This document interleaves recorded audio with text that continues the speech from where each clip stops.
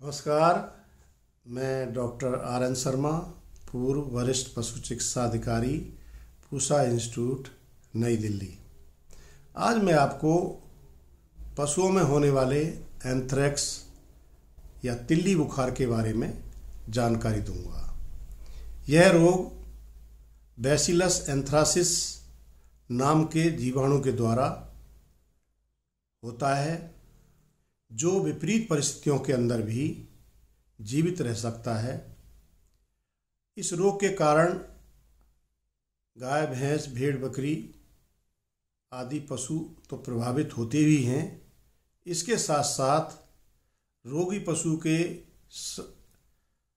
जो संपर्क में आने से मनुष्य भी इस रोग से पीड़ित हो जाते हैं।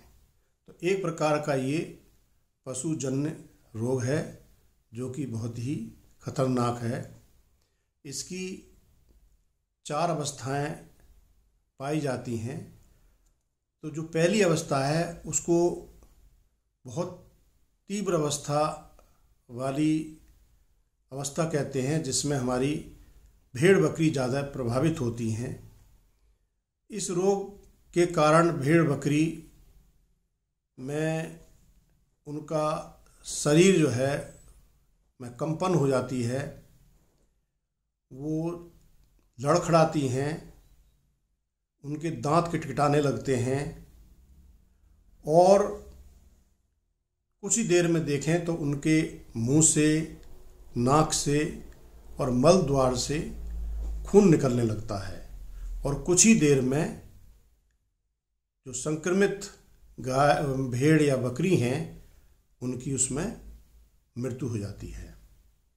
तीव्र अवस्था की बात करें तो ये गाय भैंस में देखा गया है। इसमें पशु को तेज बुखार होता है, लगभग 105 से 108 डिग्री फ़ारेनहाइट तक बुखार हो जाता है। पशु में एक तरह से कपकपाहट होती है, शरीर के अंदर लड़खड़ा के चलता है, उसकी सांस तेज चलने लगती है और तेज बुखार के कारण पशु सुस्त रहता है, उसका दूध उत्पादन एकदम कम हो जाता है। और इस अवस्था में भी पशु के मुंह, नाक और मल द्वार से झागदार रक्त स्राव उसमें होने लगता है। इसके अलावा कुछ तीव्र अवस्था भी होती है, जिसमें पशु को बुखार के साथ साथ शरीर में कंपन होती है, पशु चारा वारा नहीं खाता, आँखों में सूजन हो जाती है, भूख कम हो जाती है और दूध उत्पादन कम हो जाता है। और उसके भी मुंह से, नाक से और मलद्वार से रक्त निकलता है जो जमता नहीं है। इसके अलावा कुछ इसकी बहुत हल्की अवस्था भी पाई जाती है, जिसको जीर्ण अवस्था कहते हैं। उसमें पशु को हल्का बुखार रहेगा, पशु चारा कम खाता है, सुस्ती रहती है, दूध उत्पादन कम हो जाएगा और धीरे धीरे वो कमज़ोर होने लगता है। बात करें इसके रोग की जांच की, तो इस रोग का जो प्रमुख लक्षण है, उसके मुंह, नाक और मलद्वार से अगर खून निकलता है तो ऐसे पशु की जांच प्रयोगशाला में की जाती है।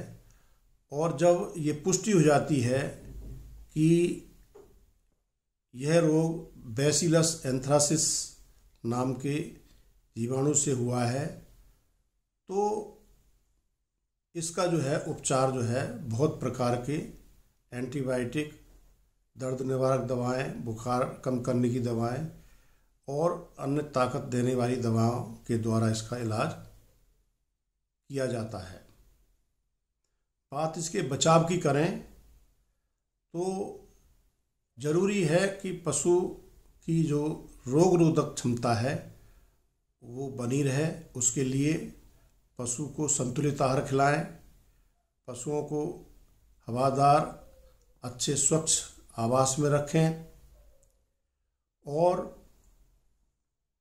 मक्खी मच्छर के प्रकोप से दूर रखें। प्रतिकूल मौसम में पशुओं की विशेष देखभाल करें और अगर किसी वजह से पशु की इस रोग से मृत्यु हो गई है तो जो मृत शरीर है उसको दूर ले जाकर गहरे गड्ढे में चूना डालकर उसको दबा देना चाहिए। इसके साथ साथ जिस जगह पर मृत्यु होती है उस जगह की भी अच्छी तरह से सफाई करें और जो भी उसमें मल है या कोई और गंदगी है या जो झागदार जो रक्त का स्राव है वो सब गंदगी सावधानी पूर्वक वहाँ से हटाकर गहरे गड्ढे के अंदर दबा देना चाहिए। अगर पशु का झूठा चारा दाना अगर पड़ा हुआ है तो उसको उसी जगह पे उसको जला देना चाहिए ताकि वहाँ से जीवाणु खत्म हो सकें। और सबसे अच्छा उपाय इसका टीकाकरण है। इसकी स्पोर वैक्सीन रोग की पशु चिकित्सालय पर उपलब्ध रहती है।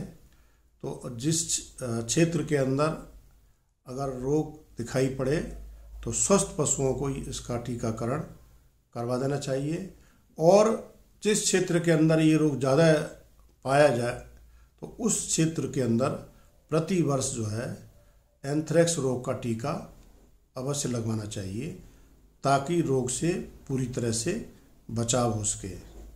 मुझे उम्मीद है कि आपको ये जानकारी लाभप्रद लगी होगी। अगर आपको इस वीडियो को पसंद किया है तो आप इसको लाइक करें, इसको सब्सक्राइब करें, अन्य परिचित पशुपालक भाइयों को भेजें। इसको आपने वीडियो देखा इसके लिए आपका धन्यवाद है।